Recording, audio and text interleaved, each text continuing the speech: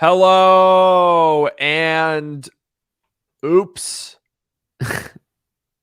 Oops.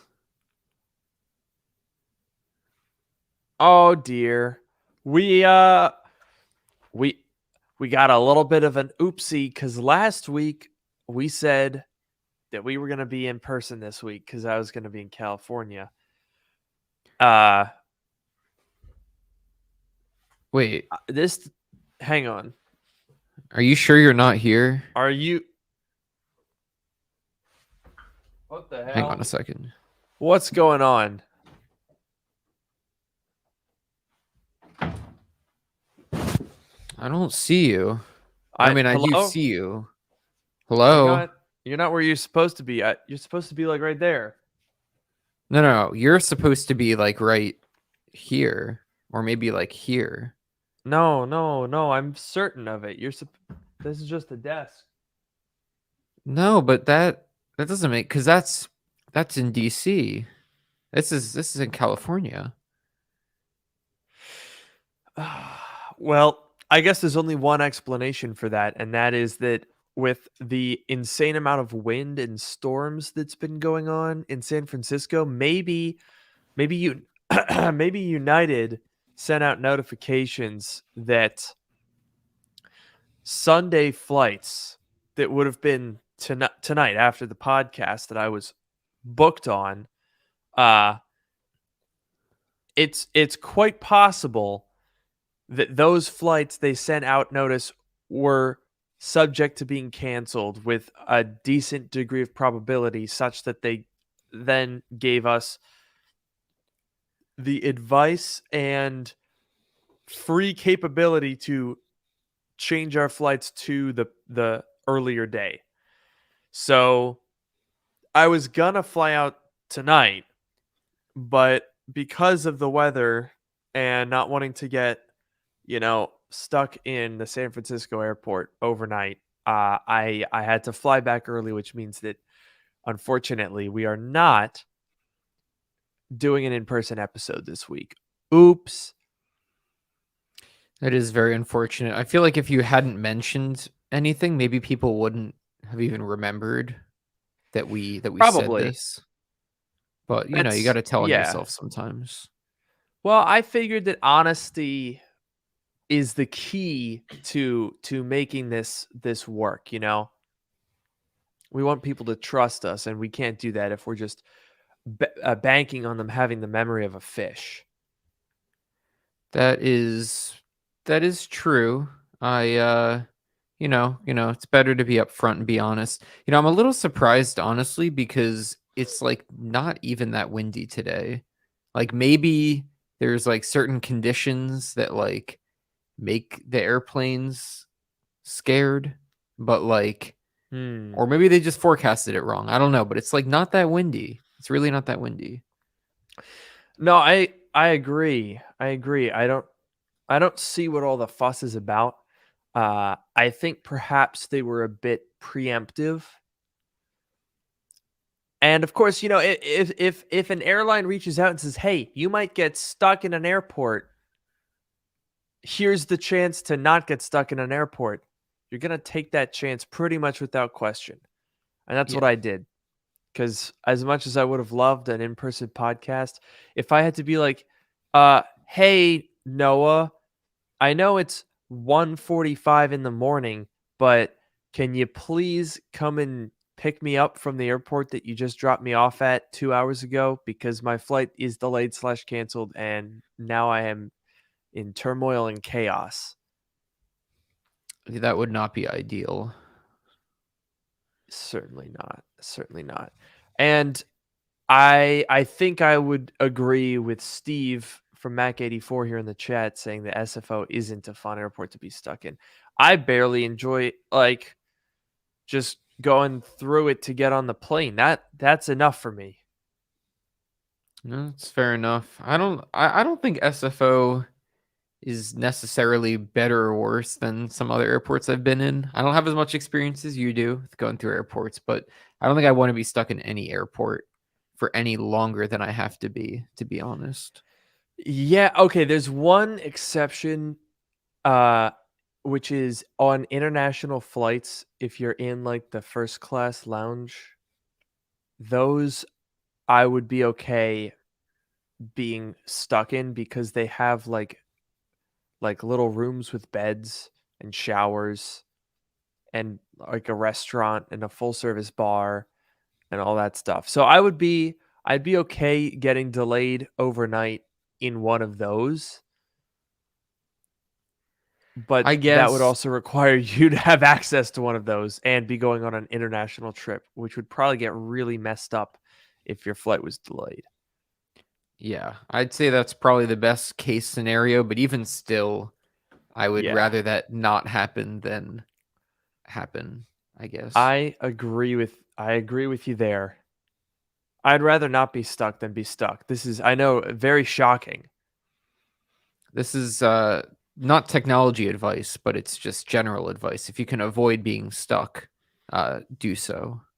Right. So here's our official dark mode advice. Don't get stuck at the airport. If they tell you like, "Oh, you might get stuck," just don't. Don't do it. Just don't. It's easy. Yeah, if you just gotta if there's a chance that you're gonna get stuck, you just Avoid it. you just avoid it. Just don't make it happen. There you go. That's good advice. Uh Now apologies if I'm a little bit dim-witted today. I'm trying to keep on top of things, but the side effect of flying back yesterday instead of tonight was so I took a red eye, which was not enjoyable, don't recommend. Left, what time was my flight? It was 10:50 p.m. I Mhm. left SFO. Already not off to a good start. Slept on the plane. However, I was telling Noah about this. I had a weird moment on the plane because I was like very tired and delirious. And after I like had my little plane snack and I was watching Family Guy on the seat back entertainment thing, I got to that point of like tiredness where your eyelids are closing on your own and you're like kind of blacking out a little bit, just a bit. So I paused my Family Guy episode and I shut my eyes and I was like dozing.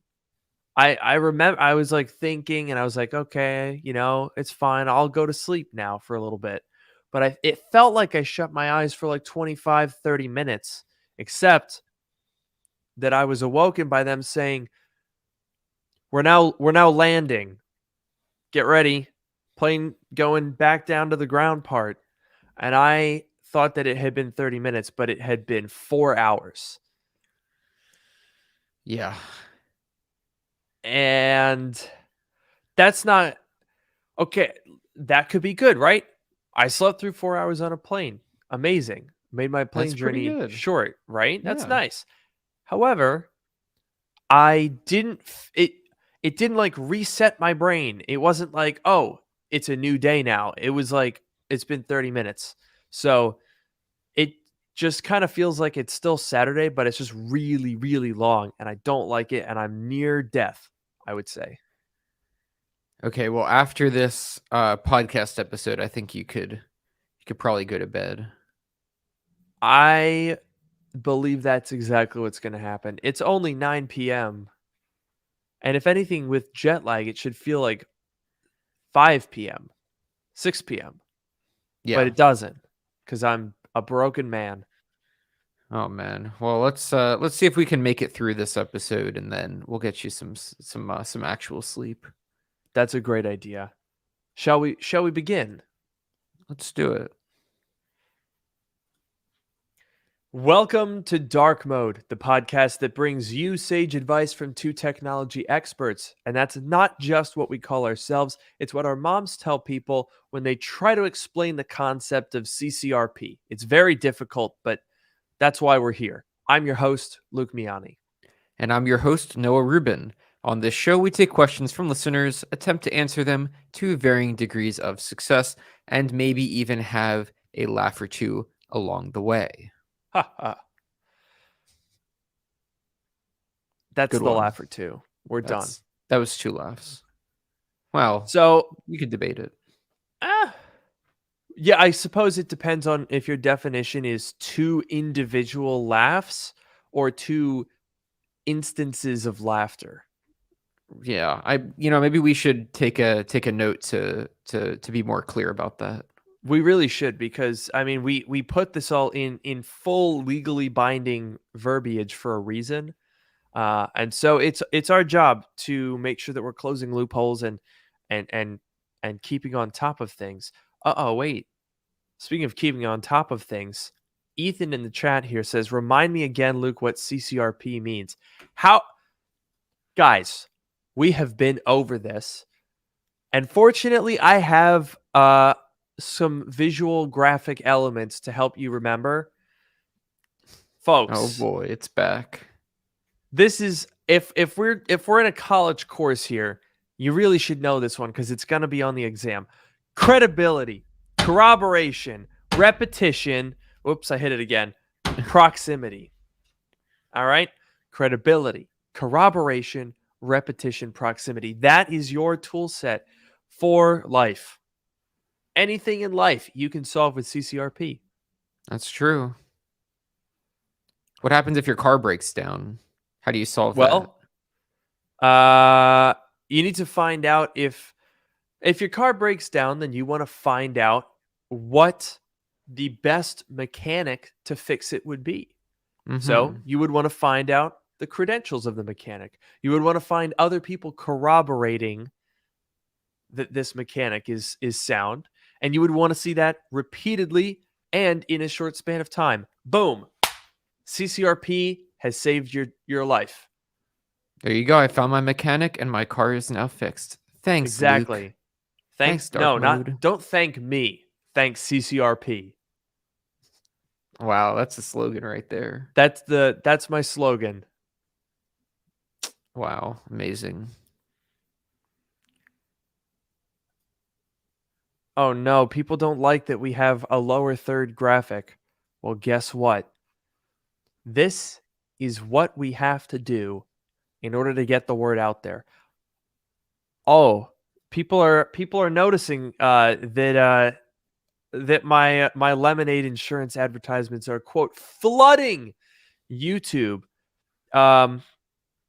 This is a totally random tangent, but I just thought that was funny because I believe they just started running those today.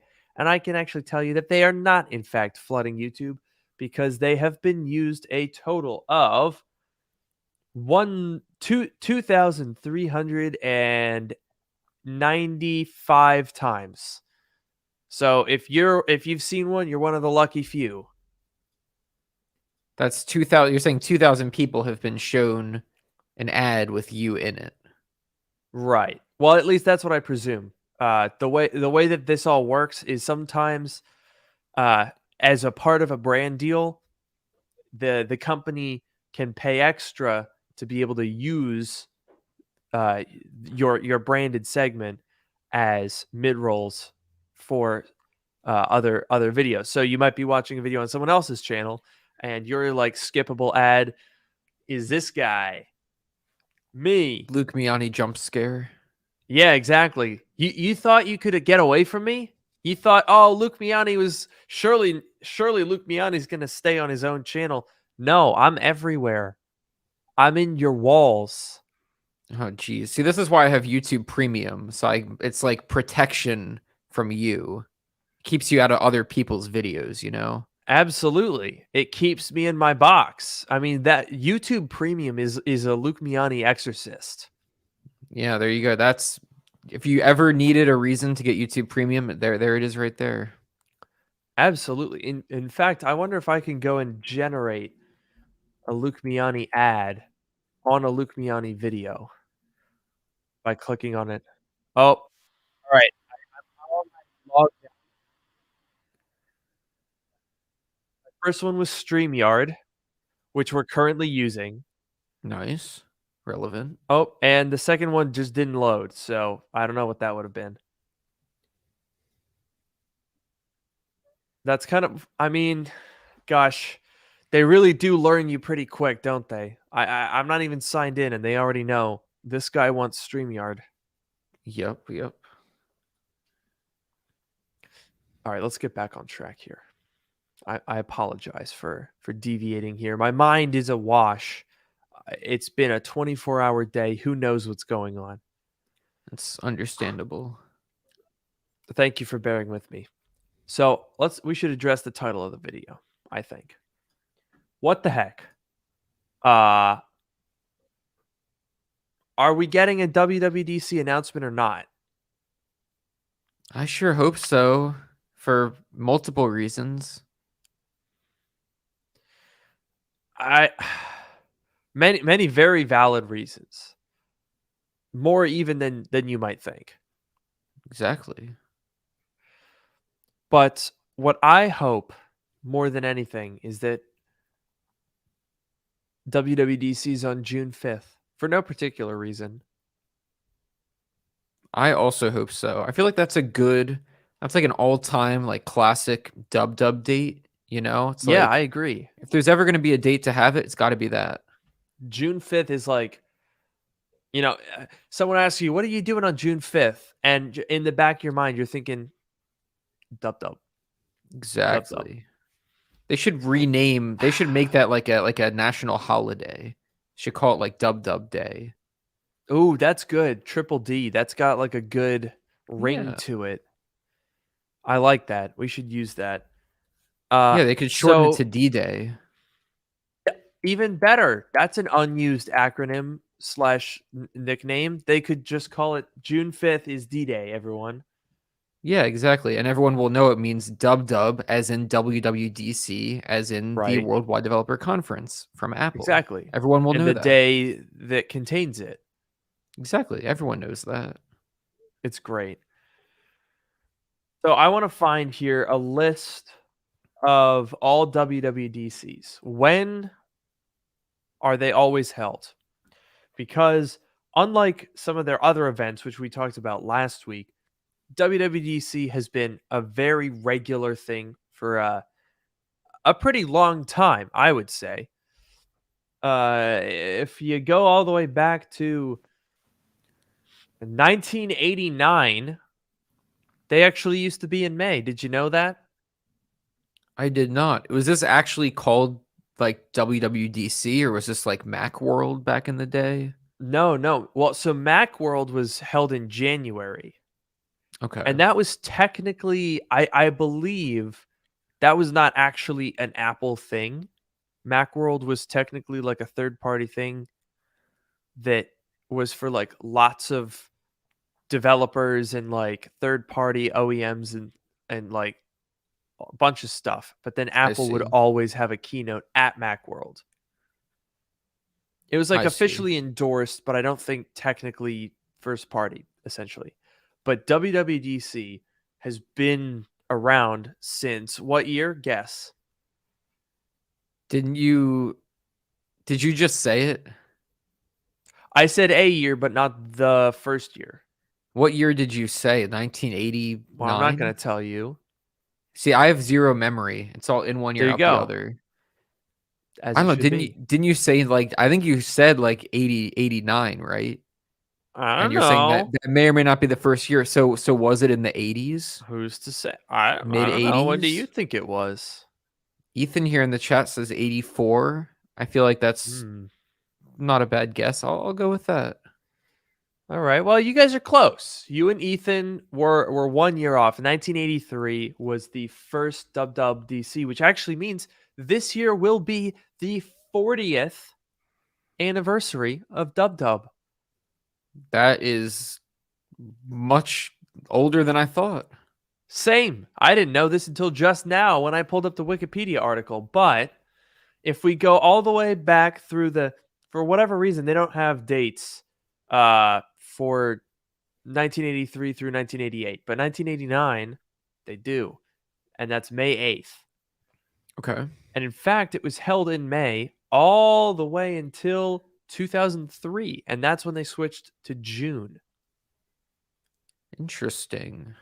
Exactly. So Okay. now we actually have one outlier.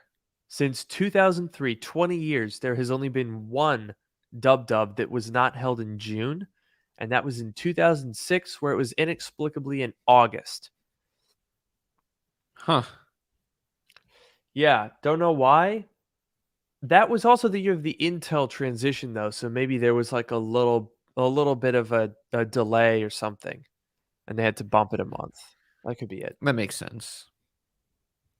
So if we now we have this subset, right? We've got 20 years of June dubs. When in June are they? Well, let's go through it. June 20 back to 2003, it was June 23rd.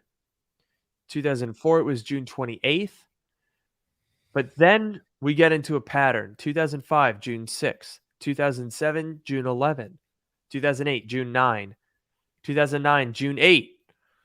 2010, June 7. 2011, June 6. 2012, June 11.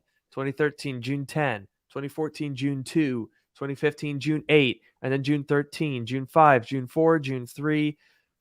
2020, it was also late June. 2020, it was June 22nd. And then 7th and 6th. So, since I think we've got a pretty clear pattern, which is the first full week of June. I believe all of those are Mondays as well. That would make sense. Yeah. Let's pick a random date. June 9th, 2008. What day of the week was June 9th, 2008? Day of week. Monday. Whoa. Shocker. So if we use this logic, June 5th sounds like D-Day. That's right. I'm excited. It's a lot of history. That is interesting because I didn't realize how old it was, and I didn't realize that there were, I guess, a couple of outliers. There was the 2006, which was a big outlier. 2020, minor outlier. Obviously, Right. COVID plus Apple Silicon, whatever. You could probably explain that away. But all these other years, they've been early June, very, very, very close together. It's maybe that first or second Monday of June. So I'm really hoping that it happens again because Please. why wouldn't it? Why wouldn't it, right? If someone were to plan something around it, one would have a pretty concrete idea of when it's going to happen. Right. And if Apple were to switch it up for some reason, that would severely mess up those plans. I agree. And unfairly, it would do that. Right. That would be very unfair, Apple. I hope you're listening. I really hope they are. And I hope they announce. I mean, theoretically, they could announce tomorrow. Any day is fair game right now. And hopefully sooner rather than later. Because, they got to give people time to make their arrangements. They got to get out there, Absolutely. right? Early June. You think about it, you're like, oh, it's dubs in June. That's it's only March now, and dubs in June. That's so long away. But you know what? It's the end of March, and dub had better be at the very beginning of June. So it's not that long. It really isn't. It's only, I mean, 2 months and some change, some pocket change. You couldn't even buy a Tic Tac with the amount of pocket change. That's right. That's right. In fact, you could count the weeks from tomorrow. It's 1, 2, 3, 4, 5, 6, 7, 8, 9, 10 weeks. It's only 10 weeks, Noah. You got to give people enough time for other announcements to accompany it. They got to get there. Yeah, exactly. 10 weeks. You only have you have 10 weeks to book a flight and get a hotel. That's crazy. I could never do that. I need at least 52 weeks to plan any kind of trip. Oh, absolutely. I mean, look, what if I'm planning on getting a cat on June 4th and this completely ruins the whole thing? How am I going to be giving my care and time to Whiskers if now all of a sudden it's like, oh my God, now I gotta go do WWDC stuff. That's right. People are going to be making their plans, and if Dub wants to be in there, they gotta let people know. Absolutely, because if I'm picking between Whiskers and Dub, That's a hard choice. Yeah, it is. Oh gosh. You know what's another fun fact about WWDC? What's that? They've only the 2022 was the first WWDC held at Apple Park. Really? Yeah. According to this, even though the Steve Jobs Theater was open and hosted some events before COVID, the WWDC wasn't there, Hmm. which It was, is where was it? It was weird. in San Jose, right? Convention Center? Yeah, the San Jose Convention Center. Well, before 2017, it was at Moscone Center for like Okay. 15 years. But they did the San Jose Convention Center from 2017 to 2019, and then it went digital. Right. That is Huh. that's weird. It seems like Apple would want to use, like, if they're spending all this money and effort to like build these nice facilities on Apple Park, and then they can use them for free, right? Because they own them. It's like you'd think and you'd Yeah. hope that they're gonna do it at DubDub. Do Not to DubDub at mention, Apple.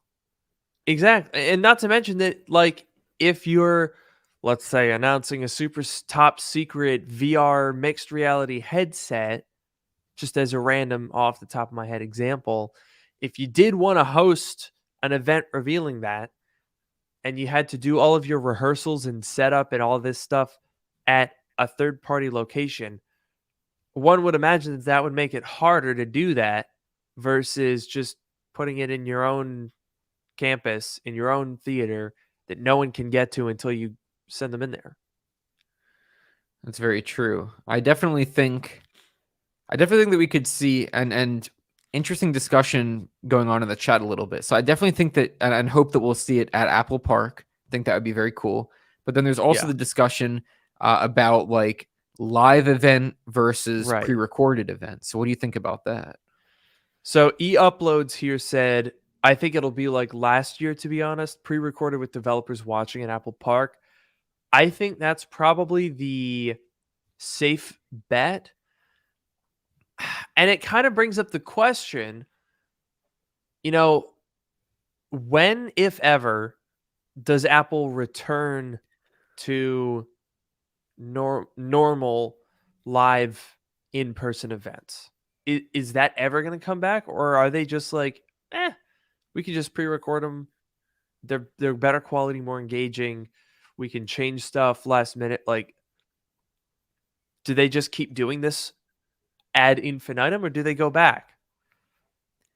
Yeah, it's an interesting question. I think personally, so we had this discussion at one of the previous Apple events about the theory. First of all, I don't know if they're ever going to go back to the fully live events like they did before. And we had this discussion before. Those events were a lot slower paced. There was a lot of like, they would always like bring the other developers up to like present their stuff and talk. And there was like lots of dead airtime and like parts that people didn't care about, whatever. I don't know if that's ever going to come back. But there's the possibility of like a hybrid sort of approach where part of it is, if they're bringing all these people in person together, maybe part of the show can be presented live. Maybe even it's just the beginning and the end could be live in front of those people. So you can see the crowds and you get some amount of, live activity. And then the rest of it's pre-recorded. Because I think that for the actual products and like the demos,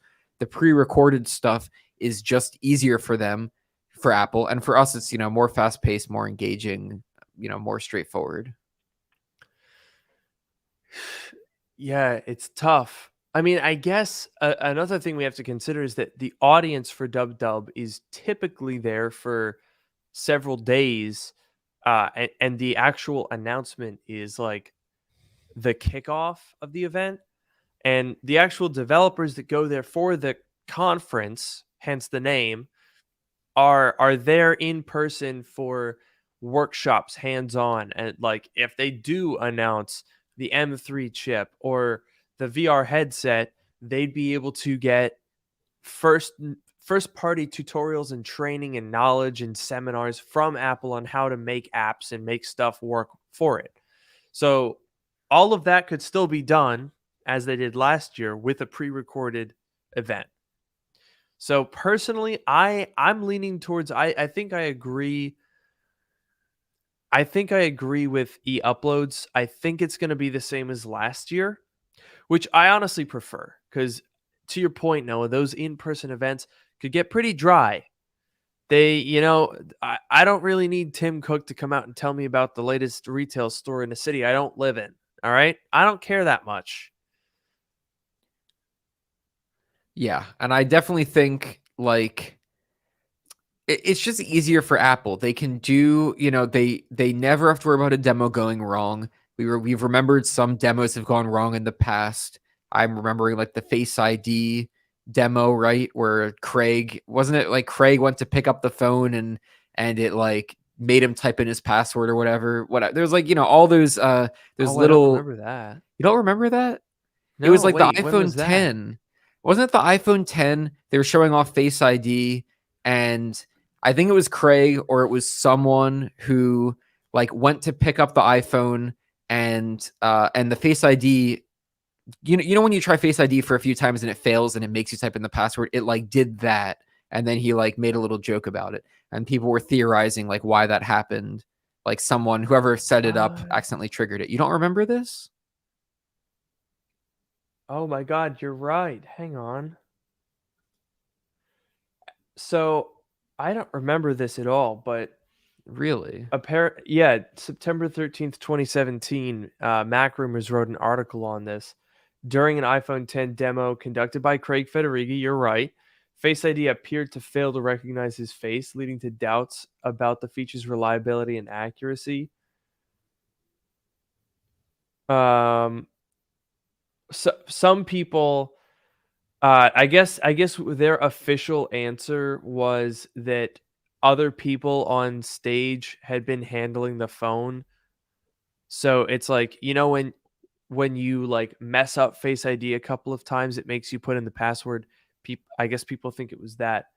But yeah, I mean, your point more so being that you don't have blunders like that make people then think the feature doesn't work, and then you have to go and do PR to say like, oh, it's not the feature doesn't work, it's that someone else touched the demo phone. You have control over that with the events. Exactly. So you have full control over all the demos. They're always going to work, obviously, because they're pre-recorded. And then they can do little things like whatever, those Macs that launched back in January. They pulled that little piece of the event right out of the event and just aired that part later. So they can do things like that. They can, pull things out, reorder things, move things around, because it's just a video. They don't have to worry about like the order of the speakers and like, where the different things are going to happen, like whatever. It's just very easy for them. It's locked in even before the event happens. I also suspect that it's a lot faster to film because they don't have to do rehearsals. I know that with the traditional events, they have to do days and days of rehearsals. The timing and getting everyone on stage, and like they got to get the third party developers that are going to do their like little boring plug. They have to come in. Like it's a big operation. It's like putting on a play. You don't really have to do that because with the not in-person events, they can record on different days and times. You can take as many tries as you want. They probably have a teleprompter, so it probably doesn't take all that many takes to do what they're doing.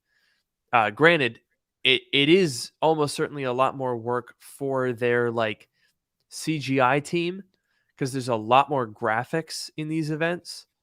But again, you also have a lot of time to work on that because you're not doing it live.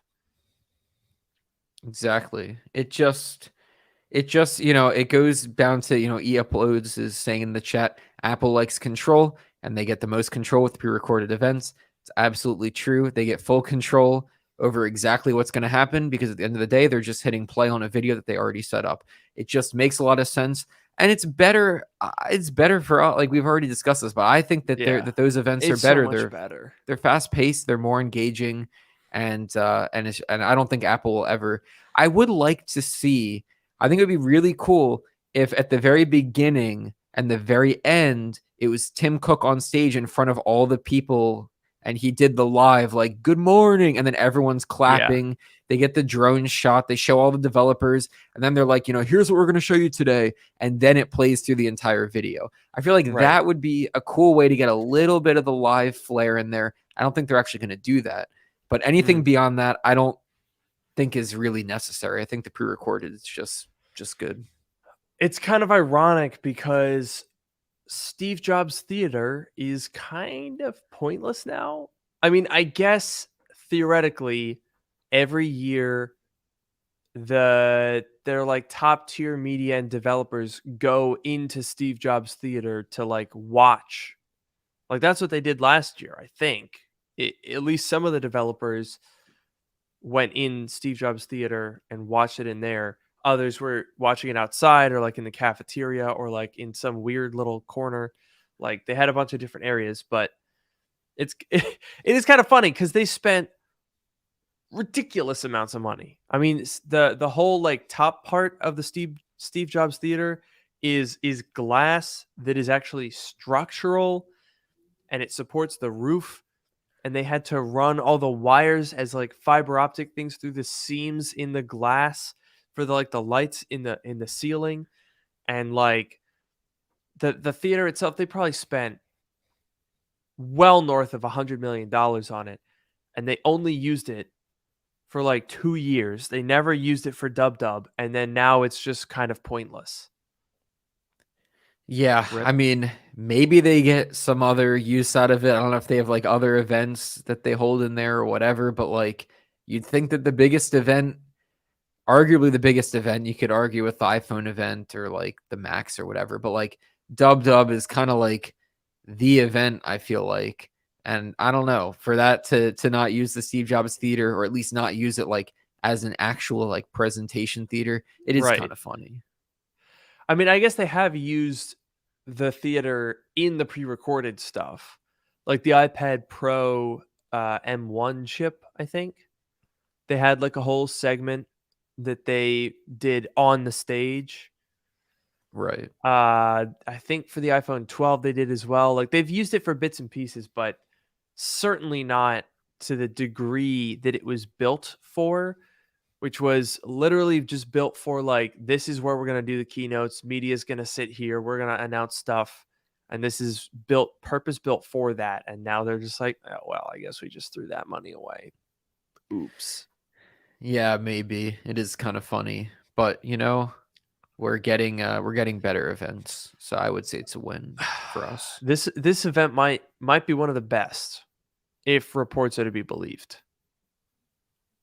That's true. We're talking about VR headset. We're talking about M3.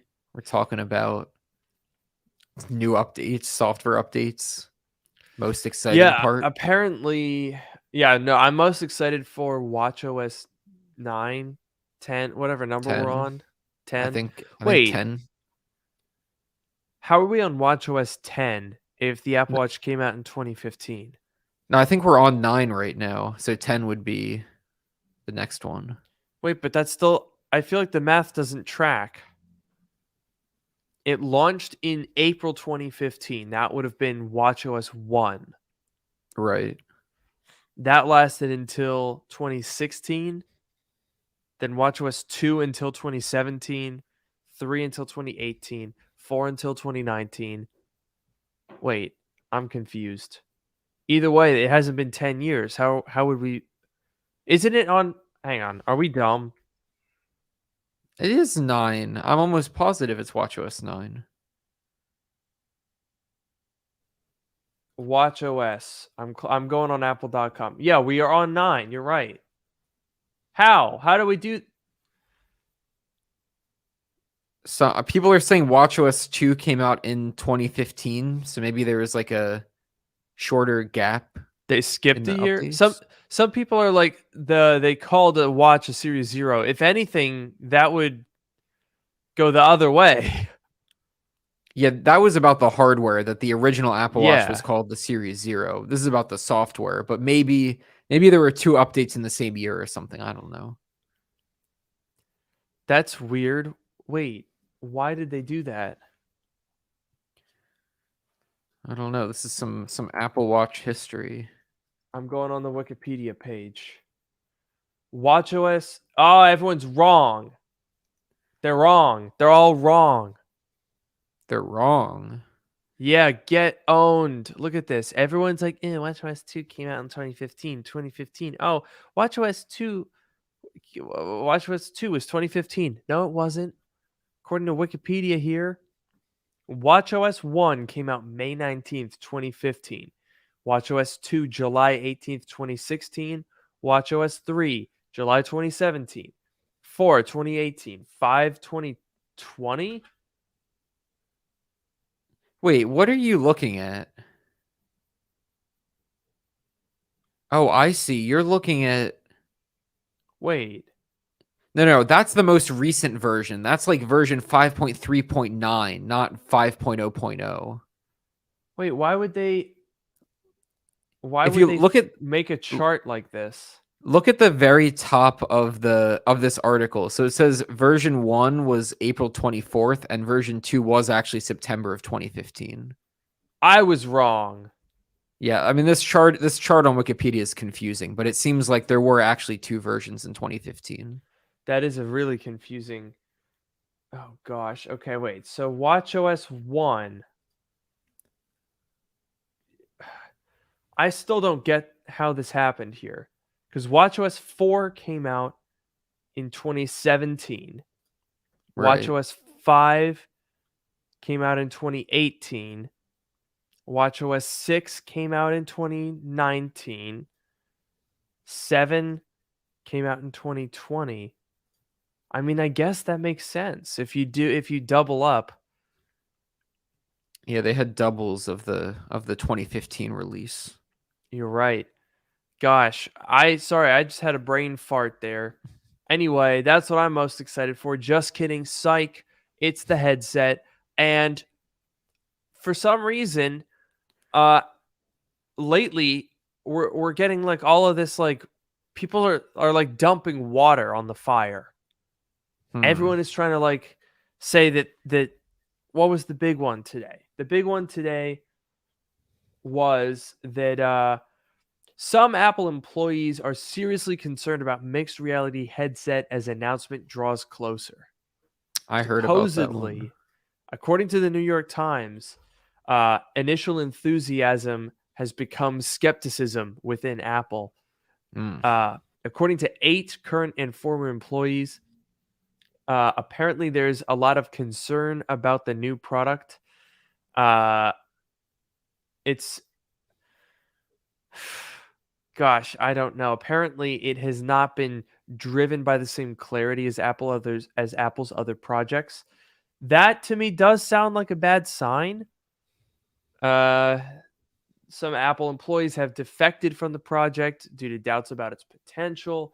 Others have been fired over lack of progress with some of the device's functionality, including Siri.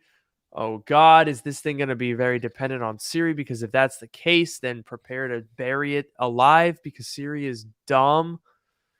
I didn't even think about that. Because we had that discussion about like how are you even going to input into this thing?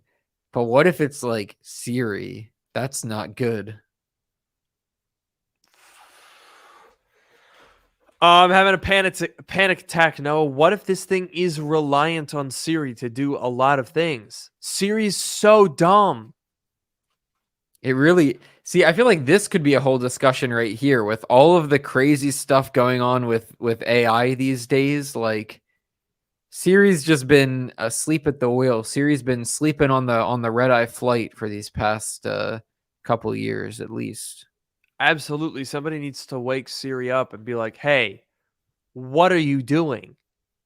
Dude, I can't even get Siri to like figure out a simple, very simple command. All right, are you ready? I'm going to demonstrate this right now. Remember we talked about how I have these Philips Hue bulbs, which I regret because they were too expensive. But one of the reasons I got them was so that it would be tied into HomeKit. But it's so hit or miss. It just doesn't work. Like if I were to tell you, Noah, let's imagine that you're a virtual assistant, okay? Put yourself in the shoes of Siri, Bixby, Google, Bing, whatever you want to be. You're all of Okay, them, Luke, okay? how can I help you today? Boop boop. Hey, Noah, turn the lights off. Turning the lights off. And then I would just turn all the lights off. All the lights, right? Yeah. Shall we see what Siri does if I try to do this? Sure. Let's see it. Hopefully you guys will be able to hear this, but hey Siri, turn the lights off. Okay. Which room? Living room or bedroom? Both. All right, so two things. Thing one, why if I say turn the lights off, that shouldn't be a two-step thing. Like I don't know. Personally, I think if you're saying turn the lights off, the implication is all of them. Or Yeah. it could be smart enough to be like whatever room you're currently in, like zero intelligence is happening there. Yeah, absolutely. The other thing is it didn't turn all the lights off. There's still lights on behind me. Are those also like controlled by Siri? Yes. And it didn't turn them off? So it turns off the bulb lights, but any lights that are on a switch, Siri doesn't think that they're lights. Oh, I see. Which is really frustrating because so if I go back and say, hey Siri, turn the lights on. Okay. Which room? Living room or bedroom? Both. Go ahead. What do you mean go ahead? You heard that, right? Answer for that. Is there something Yeah. else I can help with? Yes, turn the lights on, please. Okay. Which room? Bedroom or living room? Both. Okay. What just happened? Why did it say go ahead? Like, sorry, are you still talking? Jesus Christ. Why did it say go ahead? Is that like a sassy thing? It's like, you turn the lights on, lazy bitch. That's what it I'm like- sounds like. I'm like, Yeah. geez, okay, I don't need back talk, Siri. Like, gosh, it's bad enough that you don't know what turn the lights on or turn the lights off means. Like, it's bad. But now that we've got the lights back on, the way that you have to, the only way that Siri, as far as I can tell, will actually go from this state to turning the lights off is a two-stage process whereby I say, hey Siri, dark mode. So now, because I have it preset and it doesn't use any of those outlets, those are now off. And then if I say, hey Siri, turn living room lights off, now it turns them off. Huh. It's Terrible. annoying. Terrible. I saw I think it was a tweet or something that was like, I believe that Siri is just one file with 15,000 if statements in it. And honestly, I could believe that. I believe it too. I mean, for the love of Christ, Steve Mac84 here with the very helpful and true thing of setting up a shortcut. And that's absolutely how you can do it. You can get around all of these things if you set up shortcuts. But holy crap, is that bad of like a digital assistant to be so dumb that you have to literally program what you want it to do in order for it to do anything useful. Yeah, especially when you compare that, like these days, you compare that to like Chat GPT, even like Bing and Bard, like any of these AI chatbots or whatever that are so smart, and even that they can understand things that are um uh what's the word that I'm trying to say? Things that are ambiguous, that's the word.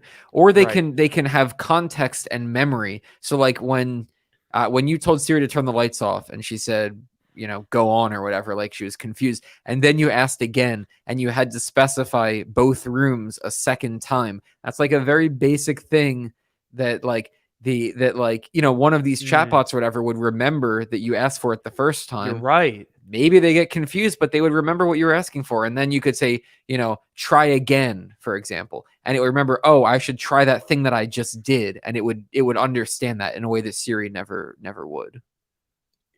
That's a really good point. Siri is static, right? Apart from shortcuts, there's no way to interact and to teach it to do anything. And I'm pretty sure most things it's still like it still can't actually just like pull from the internet. Like if I say like how many years do cats typically live for? Here's what I found from Wikipedia. Cats usually live for 13 to 20 years. Like it still is just taking the first Google result. And I mean at the very least for some things it does read like the Google knowledge graph, which is the absolute bare minimum of what a virtual assistant should be able to do. Um it's not really putting it in natural language. It literally no matter what you ask it, it's either going to say, "Here's what I found from Wikipedia," and then just read that excerpt, or it's going to say, "Here's what I found on the web," and just literally take your voice and paste it into a Google search. In 2023, that's where Siri is still. Like that's literally 2011 stuff. Yeah, I mean, it's literally what it was doing when Siri was first announced on the iPhone 4S. And there was something else I was gonna say about that Siri. I think the way that you phrased it, you know, Siri being static and the idea that you can't teach it things. The thing I was gonna say is Siri very much reminds me of like a command line interface for any of the programmers out there, or maybe like those old games. You know, those old games that Right. were all text based and they were like, Yeah. you are in a forest and you say go north. And it's like you see a tree and then you say climb tree. Like that's basically what Siri is. Like you give these very simple, almost context-free commands, like you were saying.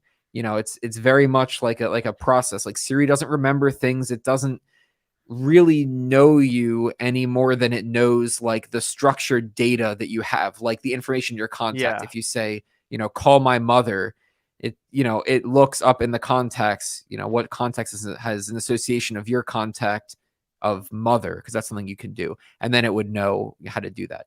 It doesn't like know things or understand or learn or remember or anything like that, and that's really the limitation when you compare it to things that we have now. Yeah. No, I think that's a really, really good analogy. It's exactly like one of those text adventure games. Like there are very specific things that you have to say for it to actually understand you, and all of the replies are canned basically. Like the only thing that it's even the most intelligent that it's doing is text to speech off of Google. Yeah, it's very basic, and we'll go back to Dub because maybe we could see, you know, a new Siri, some Siri improvements at Dub. But the last thing, every time a Siri comes up, I have to say it, is Siri does not work for like bilingual people, and that's a problem. I literally never use Siri because, you know, my phone's in Spanish, and I'm happy to talk to Siri in Spanish. But anytime I need to cross over to English to say the name of a place or the name of a person or anything else, like if I ever wanted to tell Siri to call you, I would have to pronounce your name as like Luque Miani, because that's like how you would pronounce it Oh my in god. Spanish. I can't say like llamar a Luke Miani because it's not going to understand that. I got to say Luke Miani like I'm pronouncing your whatever. It doesn't work for can we get a bilingual demo of people. this? You know, maybe if I were to we can try it. Let's see if it works. It might work for your name. There might be other names where it's less works with, but I guess we can try it. I'm curious. Let me see. Yama Luke Miani. Okay, you know what? That time, to be fair, it did actually get your name. I think it Wait, does but all say right, it- maybe with names sometimes. You I kind think of it's the gave it, names like, of a like bit of an places. Like accent. if I wanted to navigate to some store or like a place in Apple Maps or whatever, it's not going to Right. understand how to cross between those two. Or if I want to send a message to you, like if I wanted to ask Siri to text you, I would have to text you in Spanish. I can't like mid sentence switch to English, or even tell Siri like text Wait. Luke in English, whatever. So you cannot use Siri hang on. to send a message. Sorry, I missed that. Wait, so you can't use Siri Oh, to no. send text Hang messages on. at all?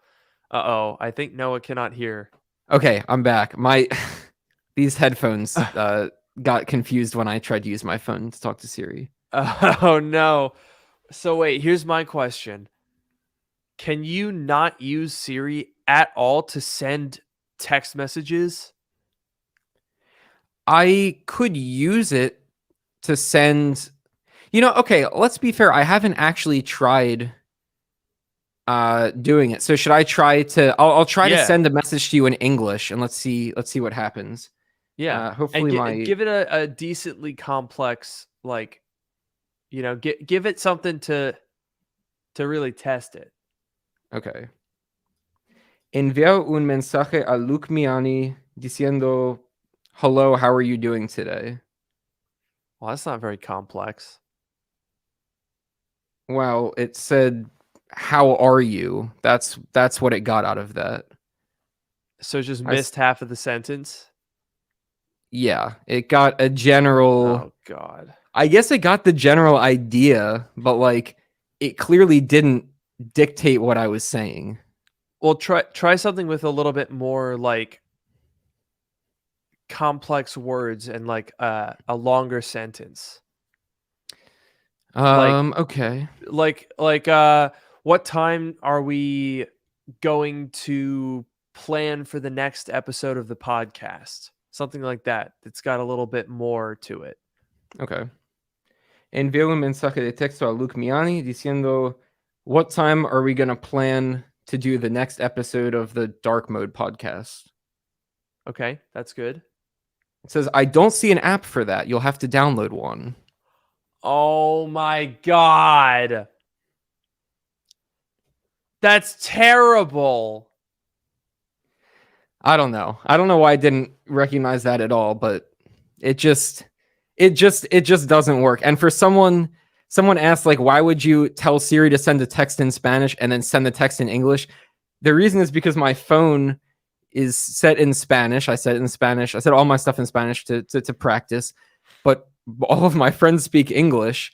So it's like I have to manually. I guess I could set Siri to English if I wanted to use it to text other people or whatever. I could do that, but like there are plenty of people who are actually bilingual, like people who speak both languages regularly Yeah. in their day-to-day life. And I don't mean to derail the podcast because I know this is kind of getting derailed, pretty far. But like, No, I mean, I think it's valid. but like there are people who speak bilingually, like every day. They speak to some people in Spanish and some people in English or other languages, whatever.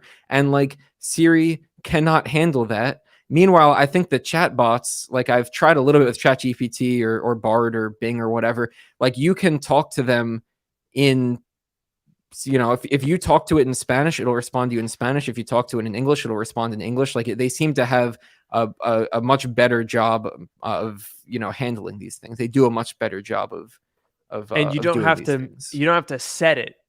Cuz like theoretically, I mean, to your point, in a lot of situations bilingual people like are gonna just naturally switch back and forth plenty of times.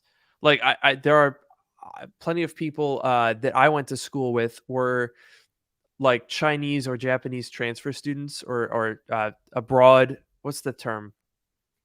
The study abroad people? Study, Students? yeah, something like that. Like Sure. there'd be plenty of people that spoke perfectly good fluent English, but their phone is in their native language, whether it be uh, you know, Chinese or Spanish or Italian or whatnot. And like that's pretty bad if you would have to, change the language of Siri just so that you can use it to text your friends or at least your English friends. Like there's probably if you're a bilingual person or you're studying abroad, chances are, you're going to have your native language and friends that speak that language, and you're also going to have friends speaking that other language. And Siri's just like, well, too bad. Can it even wait a minute, here's a question. Mm-hmm. I'm going to send you a text. Can it read the text? Oh yeah, you should do that because it's kind of funny. Okay, I'm And going we'll to send see this if is an it does it. example message. Let's see if Siri is smart enough to figure it out. Okay. So I'm going to send you that message, and then we'll have Spanish Siri read it. This is Okay, interesting. let me see. Lee el mensaje de Luke Miani. Luke te envió un mensaje nuevo. This is an example message. Let's see if Siri is smart enough to figure it out. ¿Quieres enviar una respuesta? You know, it's understandable. So that's actually very interesting. So why did it use like a very, very heavy accent? Well, I think Siri doesn't look at that and like Siri doesn't understand what language the thing is in. Siri is in. It's just like, pronouncing it. It's pronouncing it as if it were Spanish Spanish. way. It's pronouncing it Right. as if it were written in Spanish. Exactly. That, golly, this is. I mean, I know you said that we're derailing the podcast, and that's probably partially true, but this is actually quite relevant. I mean, this is the space that we're competing in now, where you can go to you can go on Bard. Well, maybe not Bard. Bard's a little bit, no offense, Google employee. But you can go on Bing, which is fully ChatGPT integrated, and you can say like, hey, tell me about something. Or you can say, hey, generate an image of something. Or like it's much more versatile. Now, I don't necessarily think that Apple should just, plug ChatGPT into Siri, because as we all know, there are plenty of issues with accuracy and fact checking, making up sources. Like large language models definitely have their issues. But if you were to, I guess, rephrase it, like, right, Siri isn't a search engine. So you could almost completely ignore all of those problems because none of that is relevant to what Siri's job is. And in fact, Siri could still, if there was like a ChatGPT Siri that's underpinning this whole headset and the way that you interact with it, because there's no physical touch apart from gestures, which are probably also AI machine learning based, this AI Siri could still just use Google searches and then just put it into natural language without like making up facts and still be perfectly good as Siri and not be listening to everything that I'm saying just because I said its name. Go away. Yeah. I'm gonna lose my mind. I definitely think here's the thing. A mixed reality or virtual reality headset that is powered by AI, like natural language interaction, sounds like such a cool idea, right? Because we were talking about like, how do you control it to use your phone as a remote? Are there like buttons or gestures on the watches or the watches on the glasses or whatever? Like, how do you control it? Those things could exist, but like if there's a way to control it naturally and to be able to say, like, you know, open this app, move it over there, make it bigger, like whatever, like describing these things in natural language and having them happen, that would be so powerful. But if it's going to be Apple and Siri that's providing that feature, then I'm definitely concerned. Unless Apple has been secretly working on like an LLM based Siri, like a true AI better version of Siri, but you know, I guess we can't know. Gosh, I really don't know. I really don't know. And I think I think this is very relevant to this WWDC discussion because Apple needs to have a response to this. Siri is simply like, I mean, it's been a joke that Siri's bad for a long time. I don't think that's really new, but it's just like Siri just hasn't advanced at all in, gosh, it's got years. Like I personally don't know. Like, okay, they made Siri sound more natural. I want to say that was like an iOS 10 or 11 thing. The new Siri Something like voice. that. I don't remember when that came out, but it didn't really change like how dumb Siri was. Yeah, God. it was cool. Like, it was kind of cool when it first came out. I remember even because like Siri was originally an app that Apple bought. And I remember that I used the original Siri app from whatever company made it before Apple bought it because I thought I was so cool because I had like an iPhone 4 and like the Siri like built into iOS was only available on the 4S. But like I had the Siri app on my iPhone 4. So I was like, ooh, I have Siri on my iPhone 4. And obviously Apple shut it down after they acquired it.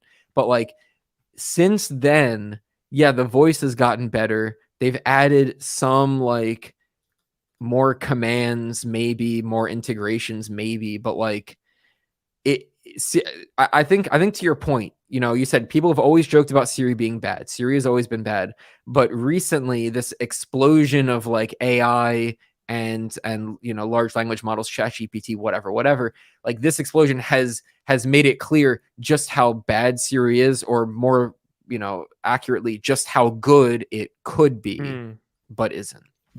Absolutely. I think that's exactly right. It's just kind of showing us how inadequate Siri is right now to an even greater degree. And that becomes all the more alarming in the context of a new products category coming out. Now, personally, I do have hopes that the headset will. I mean, obviously, it's going to be a first gen product and it's not going to be perfect and polished and ready for the mainstream. But I hope that it's good enough that we can really see a vision and a potential. Because it seems like the reporting here is effectively saying, you know, it might just straight up not be super compelling yet. Right. Yeah, there's so many mysteries surrounding this headset. See, it's interesting because like we've had discussions about this headset before on the podcast, but like there's so many mysteries that like today we were talking about like what if it's powered by Siri? And that's a whole discussion of like just like how do you interact with it? And we've discussed that before, but even just within that subtopic, the subtopic of like how is Siri, because you know there's going to be Siri on this thing, even if it's not the primary means of interaction. Like Apple has Yeah. Siri on all of their products. So you know Siri is going to be here Exactly. somehow. And then the question is, how is Siri going to work? And that's a whole discussion. There's like so many interesting, you could have like the Apple VR headset podcast and you could talk about a different question every week and you could fill an hour doing that. And it's kind of interesting. Just so much unknown, so Absolutely. much potential.